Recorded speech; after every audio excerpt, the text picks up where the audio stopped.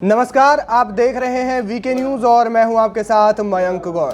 ये तस्वीरें देखिए, ये तस्वीरें सीधे अमेरिकी एयरबेस से आ रही हैं। फिलिस्तीनी समर्थकों ने बड़ी संख्या में अमेरिकी एयरबेस पर हमला कर दिया। इस एयरबेस में अमेरिकी सैनिकों के साथ अमेरिका के तमाम हथियार थे, वो हथियार जिन्हें अत्याधुनिक हथियारों की श्रेणी में रखा जाता है। बताया जा रहा है कि इस एयरबेस में परमाणु हथियार भी थे।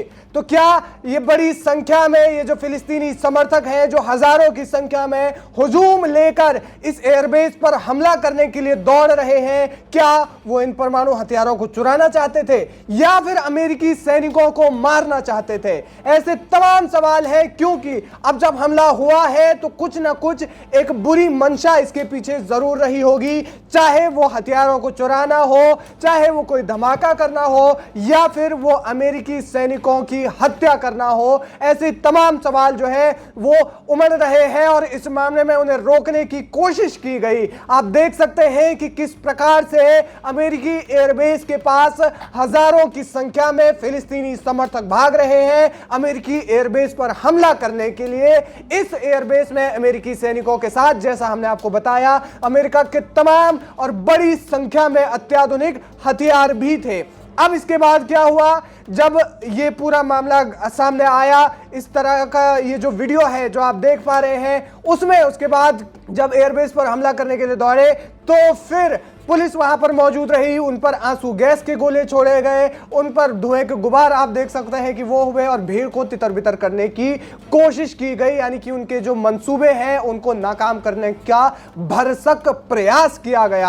आपको बता देते हैं कि मिडिल ईस्ट में जो युद्ध चल रहा है उसको 1 महीने से ज्यादा का समय हो गया है।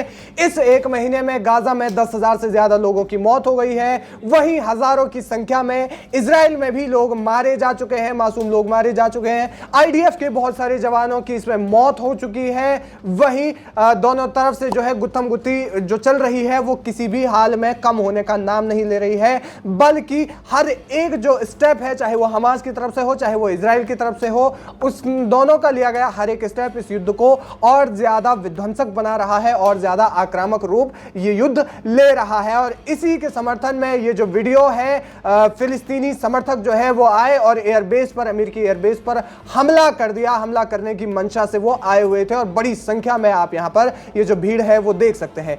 कहां का है ये वीडियो? दरअसल ये वीडियो जो है वो तुर्की का है। तुर्की में जो अमेरिकी एयरबेस है वहां का ये वीडियो है और वहां जो अमेरिकी एयरबेस है उस पर हमला करने की मंशा वो रखते थे। आपको बता दें कि अमेरिकी विदेश मंत्री इससे पहले, इस हमले से कुछ घंटों पहले अंकारा की यात्रा करने वाले थे। तुर्की में अंकारा शहर है, उसकी यात्रा करने वाले थे। मिडिल ईस्ट में जो युद्ध चल रहा है उसमें शांति समझौते को लेकर के अमेरिका लगातार प्रयास कर रहा है और अमेरिकी विदेश मंत्री एंटनी ब्लिंकन भी अंकारा आने वाले थे शांति समझौता करने के लिए, तुर्की से बात करने के लिए। तुर्की के जो राष्ट्राध्यक्ष हैं उनसे इस मामले में बात करने के लिए वो आने वाले थे, लेकिन उससे पहले ये हमला हो गया और फिलहाल के लिए मिलिट्री का जो पूरा का पूरा साजो सामान था वो अमेरिकी एयरबेस पर रखा गया था। तो इसके बाद से सुरक्षा एजेंसियां अलर्ट हो गई है। पूरे के पूरे जो पूरा का पूरा वो जो एरिया है उस एरिया को हाई अलर्ट मोड पर रखा गया है, सुरक्षा बढ़ा दी गई है। इसके साथ साथ में आपको बता दें कि ये जो हमला है वो ह्यूमैनिटेरियन रिलीफ फाउंडेशन जो है, इस्लामिक तुर्की सहायता एजेंसी ये है,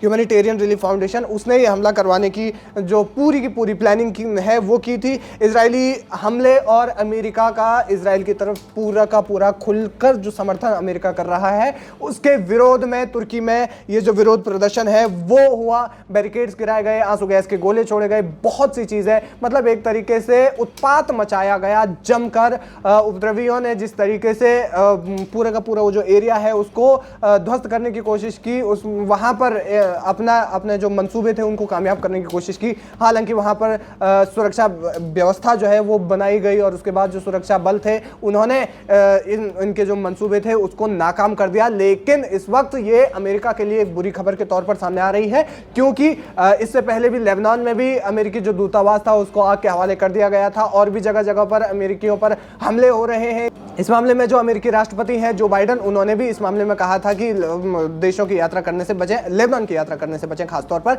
और अब उसके बाद बाद से ये जो वीडियो है उसका आना इस युद्ध को किस तरीके से किस मोड़ पर ले जाएगा ये देखने वाली बात होगी। लेकिन अमेरिकी एयरबेस पर हमला करने का ये जो प्रयास था वो नाकाम हो गया है। बताया जा रहा है कि इसमें परमाणु हथियार भी थे और उन्हें चुराने का उनका प्लान था या फिर अमेरिकी जो सैनिक है वहां पर उनकी हत्या करने का प्लान था, ये एक अहम सवाल है। फिलहाल इस खबर पर क्या है आपकी राय, हमें कमेंट करके जरूर बताएं। वीके न्यूज, राष्ट्र के नाम।